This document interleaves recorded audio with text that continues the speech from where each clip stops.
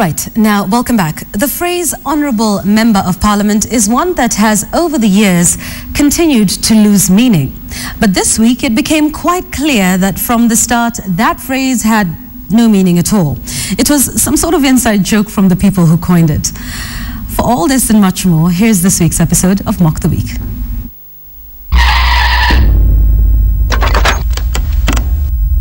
The 30th week of the year. What a strange week this was. First, let's do... Next order. Whoa. Calm down. I'll get to you in a moment. You see, this is what I meant last week when I said members of the House full of honourable members are mannerless. Stop interrupting me. Order, members. Anyway, as I was saying... What is wrong with you? No, but this is not... Don't be silly, man. What are you doing? We are members of parliament. Okay, fine. Let's start with our beloved lawmakers before I get a glass in the face. As you and I know, this house gets very peaceful and everybody agrees with everybody when discussing issues to do with raising their already bloated wages. But this was not such a day. It all started with Accuser-in-Chief Aden Duale. The Code Coalition and the Al-Shabaab looks like they speak the same language.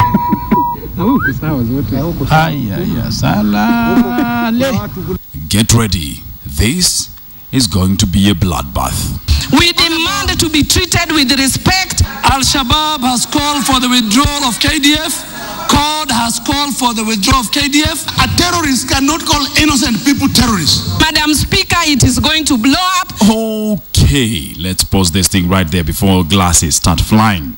The genesis of this whole problem was this. One side, I'll let you guess which one, demanded the immediate withdrawal of KDF troops from the coast region because it's generally unconstitutional to use the army to solve internal conflicts without Parliament's approval. And the other side responded, the CORD Coalition and the Al-Shabaab looks like they speak the same language. I'm feeling it in my heart. The next time I'll blow up. I don't know about you, but blowing up? That sounds very, what's the word I'm looking for here? Terroristy. But that's just me. No, stop it. Stop it. Who are you? Okay.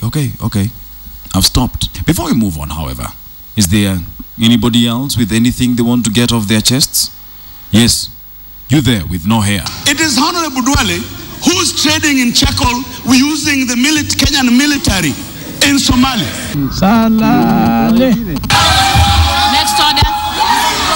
Is it possible to behave in a manner befitting of the title Honourable Members, or is it a lost cause? No. The last time I almost threw a glass at the speaker. The person I pity the most in this was standing Speaker Joyce Laboso. The poor lady had no idea what to do with this hooliganism. Honourable members, can we please be serious about what we are saying? No. Order, members. Order, members. Order, members. I'm sure she felt like she was carrying the whole world on her head.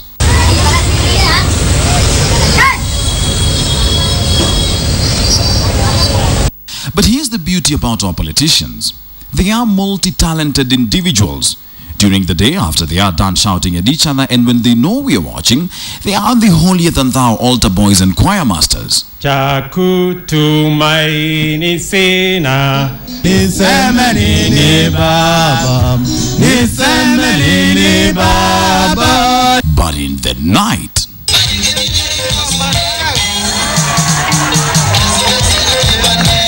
if you recall, last week, this guy decided to relieve this guy of his duties at the NSSF Board of Trustees. On Monday, however, the Industrial Court reinstated Atwoli to the same board he'd been retired from. In short, what the court was telling Kambi is,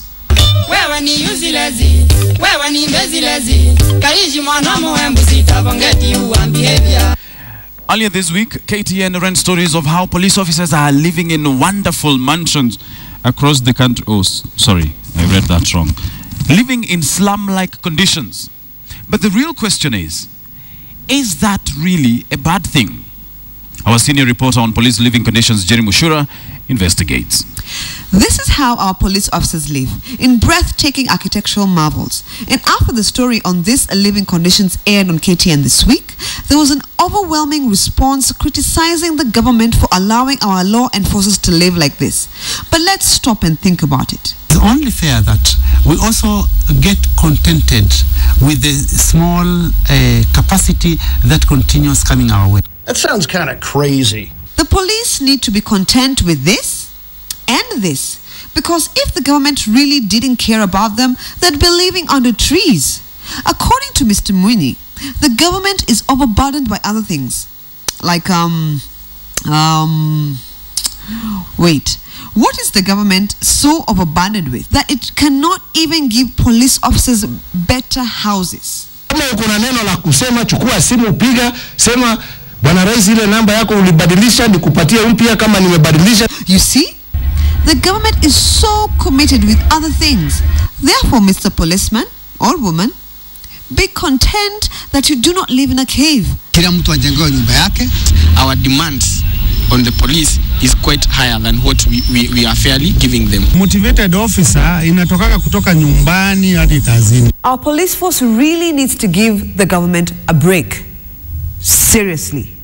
After paying for Anglo leasing and stuffing their pockets to the brim and hiding money in offshore's account, then and only then will they really think about giving the police force what they need. From that story, here's my question to Mr. Mwini. Do you live in such a house? If not, how do you feel about donating your house and your home and living in one of those shanties you want those police officers to be contented with? If the national government is unable to provide proper housing to our police officers, why not delegate this duty to the county government? I mean, there's a lot of money going their way, right? The county governments are broke. I'm sorry, what? There may be even no salaries in a number of counties next week. In short, buckle up, ladies and gentlemen. The end is near. Wilson Mburu for KTN's Mock the Week.